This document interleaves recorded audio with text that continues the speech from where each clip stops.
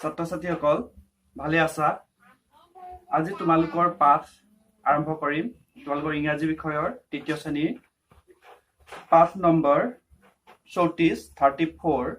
আৰু পাঠৰ নাম আছিল same letter but sounds differ গতে তোমালোকক পাঠটোলৈ যোৱাৰ আগতে মই কেইটামান শব্দ দেখুৱাইছো সো আমি দৈনন্দিন জীৱনত যিবোৰ শব্দ ব্যৱহাৰ কৰি থাকো সেইবিলাকৰ ওপৰত তোমালোকক অলপ মই বুজাই দিছো খোৱা বুৱা মই তই কোৱা লোৱা আদি এই শব্দবোৰ আমি সদায় ব্যৱহাৰ কৰি থাকো কিন্তু ইয়াত যেতিয়া আমি খোৱা বুলি কৈছো তেতিয়া কি উচ্চাৰণ হৈছে উৱা উচ্চাৰণ হৈছে ওয়াব লাষ্টত দেখিছা উৱা উচ্চাৰণ হৈছে ঠিক তেনেদৰে বুৱা বুলি কওঁতে কি উচ্চাৰণ হৈছে উৱা উচ্চাৰণ হৈছে ঠিক তেনে তাৰ পিছৰটো চোৱা মই বুলি কওঁতে কি হৈছে অই হৈছে গতিকে তই ও উচ্চাৰণ হৈছে কোৱা লোৱা ঠিক তেনে একেটা শব্দৰ উচ্চাৰণ হৈছে যেহেতু ইয়াত আমি দেখিবলৈ পালো যে প্ৰথম বাক্যটোৰ শেষৰ উচ্চাৰণ দ্বিতীয় বাক্যটোৰ শেষৰ উচ্চাৰণ একেই হৈছে গতিকে যেতিয়া বাক্যৰ একোটাৰ ক্ষেত্ৰত একোটা শব্দৰ শেষৰ উচ্চাৰণ যেতিয়া আন এটা শব্দৰ শেষৰ উচ্চাৰণ মিলি যায় একেই হোৱা উচ্চাৰণটোৰ একেদৰে লাগে কিন্তু শেষৰ উচ্চাৰণ একেই হয় তাক আমি কি বুলি কওঁ ৰাইমিং ৱৰ্ডছ বুলি কওঁ এতিয়া তোমালোকক মই প্ৰথমে ৰাইমিং ৱৰ্ড কাক বোলে তাক অলপ বুজাই দিছো এতিয়া চোৱা ইংৰাজীত মই লিখি দিছো তোমালোকে এবাৰ ভালদৰে চাবা Rhyming words are the words that have same ending sounds. Same letter but sounds differ. অৰ্থাৎ আমি অসমীয়াত বুজিম যে rhyming words হ'ল একে ছন্দ মিলা তথা যিবোৰ শব্দৰ উচ্চাৰণ বা ধ্বনি আন এটা শব্দৰ লগত শেষৰ উচ্চাৰণ বা ধ্বনি একেই হোৱা মই এই উদাহৰণকেইটা আকৌ এবাৰ দেখাইছো খোৱা বুৱা কল বল মই তই ইয়াত খোৱা কওঁতে কি উচ্চাৰণ হৈছে ৱা উচ্চাৰণ হৈছে ৱাব উচ্চাৰণ হৈছে ৱা গতিকে আমি ইয়াৰ মিলোৱা উচ্চাৰণ কি হ'ব বুৱা কোৱা এইবিলাক শব্দ কি হ'ব পাৰে একোটা ৰাইমিং ৱৰ্ডছ গতিকে তোমালোক কিতাপত কিছুমান শব্দ দিছে ইয়াত কি দিছে আমি এই সাইডত আমাক ভাৱেল কিটা দেখুৱাইছে ভাৱেলৰ উচ্চাৰণ কেনেদৰে হয় এ ই আই ও ইউ ইয়াৰ উচ্চাৰণ যে দেখাইছে চোৱা বল কল পল তল হল হল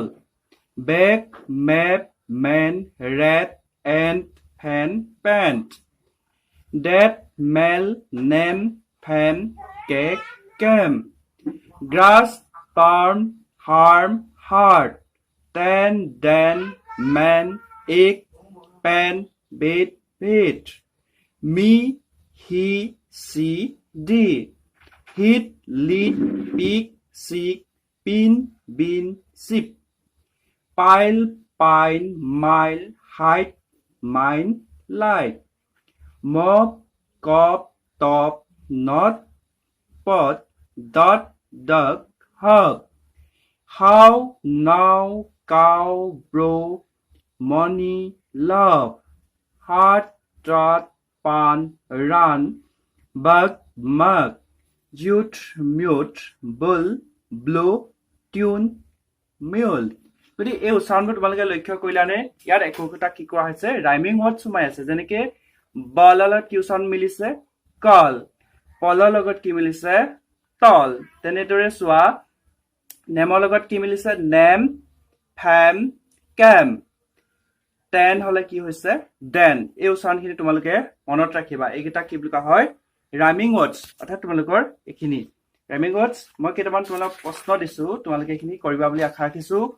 ইয়াত কিছু শব্দ দিছো চোৱা তোমালোকক মই কৰিবলৈ দিছো ইয়াত গোল কৰি দিছো ইয়াত চোৱা কি লিখিছো heights how me name call not mug mop then জুট পান গতিকে ইয়াত এইখিনি ৱৰ্ড দিছো ইয়াৰ পৰা তোমালোকে কি কৰিবা বিচাৰি পিনে এই খালী ঠাইখিনি পূৰ কৰিবা বলৰ লগত কি মিলে চাবা ইয়াত বিচাৰিবা বলৰ লগত কি মিলে উচ্চাৰণটো কি মিলে এইখিনি কৰিবা আৰু লগতে এইখিনি দিছো মাচ দা ৰাইমিং ৱৰ্ডছ এইখিনি কাৰ চিনেৰে মিলাবা কল হিট মপ হাত বেট ডেট লেগ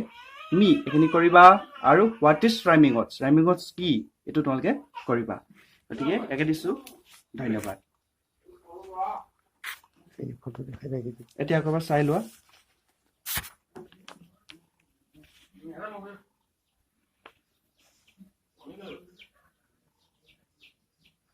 এইটো এটা